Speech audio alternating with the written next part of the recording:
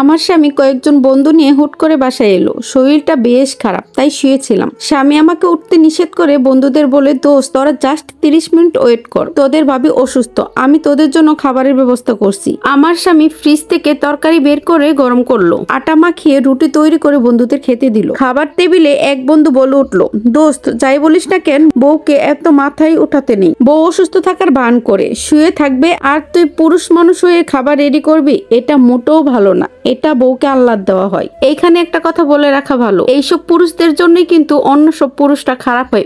যে পুরুষটা বউদের হেল্প করে কিংবা বউর অসুস্থতার সময় নিজেও কাতর হয়ে যায়। তাই এইসব বন্ধুদের কাছ থেকে আপনার স্বামীকে 100 হাত দূরে রাখবেন।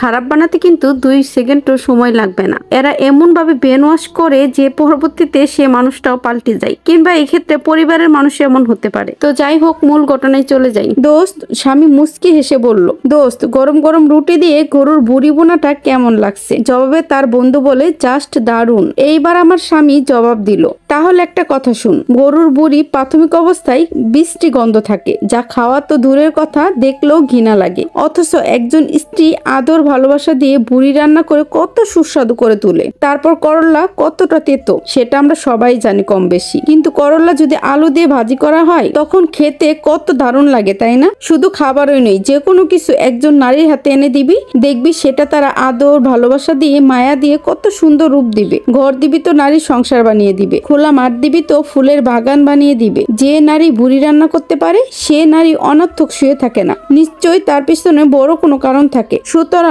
যে নারী ভালোবাসা দিয়ে সবকিছু পরিপাটি করে তোলে, সে নারীকে একটু ভালোবাসা দেওয়া প্রত্যেকটা পুরুষের একান্ত কর্তব্য এবং দায়িত্বের মধ্যে পড়ে। দোস্ত মাইন্ড করিস না, আমি যতটুকু জানি তোর স্ত্রীর সাথে প্রায় ঝামেলা হয়, তাই তোর জীবন এত শান্তি। বউকে একটু ভালোবাসা দিয়ে দেখিস, দেখবি তোর জীবন স্বর্গ বানিয়ে দিবে। টাকা পয়সা অনেক মূল্যবান আমাদের জীবনে, তবে জীবন সঙ্গীর চেয়ে বেশি নয়। তাই বউকে কাজের দাসী না বানিয়ে বা কাজের দাসী না ভেবে বউকে মানুষ ভাবতে শিখ, অর্ধাঙ্গিনী ভাবতে শিখ, তাহলেই দেখবি জীবনটা সুন্দর হয়ে যাবে। আর বিশ্বাস কর দোস্ত, এই কথাগুলো তুই জাস্ট 1 মাস ফলো কর, দেখবি তোর জীবনেও শান্তির অভাব হবে না। আসলে অন্যকে সুখী করতে পারলেই না তবে তুই নিজে সুখী হবি। যে মেয়েটা সবকিছু ছেড়ে তোর কাছে চলে এসেছে তাকে একটু যত্ন করতে পারিস না? মনে রাখিস, বিয়ে করলেই স্বামী হওয়া যায় না, কিংবা ভাত কাপড় দিলেই স্বামী হওয়া যায় না। হবে বন্ধুর মতন, যাতে করে তার আর দুনিয়ার কাউকে প্রয়োজন না হয়। শেষ বয়সে গর্ব করে বলতে পারে, আমার স্বামীর মতো ভালো মানুষ এই দুনিয়াতে আর একটাও নেই। তবে না তুই একটা সার্থক পুরুষ হবি। দোস্ত তোরা আমাকে যাই বলিস না কেন, বউ পাগল বল বা বউয়ের আঁচলের নিচে থাকি,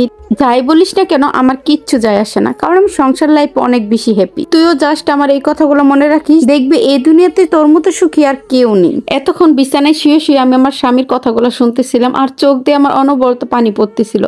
না না, এটা কষ্টের কান্না না, এটা সুখের কান্না। সব কান্নাই কষ্টের হয় না। আর আমার স্বামীর জন্য আমার গর্ব হচ্ছে আজকে। সংসার জীবনে সুখী হতে গেলে শ্বশুর বাড়ির মানুষ তা কেমন তা ম্যাটার করে না, ম্যাটার করে হাজবেন্ডটা কেমন। এমন স্বামী পাওয়া ভাগ্যের ব্যাপার। প্রত্যেকটা মেয়ে কিন্তু এমন একটা স্বামী চাই, যা আমি পেয়েছি আলহামদুলিল্লাহ। আর এমন স্বামী পেতে অনেক ভাগ্য নিয়ে জন্মাতে হয় রে ভাই, অনেক ভাগ্য লাগে, তা সব মেয়ের কপালে থাকে না। কোন এক ভাগ্যবতী আপুর গল্প ছিল এটা। তাই ভাইয়াদের বলছি, বউদেরকে একটু যত্ন করবেন, ভালোবাসবেন, দেখবেন আপনাদের দুনিয়াটাই জান্নাত বানিয়ে দিবে।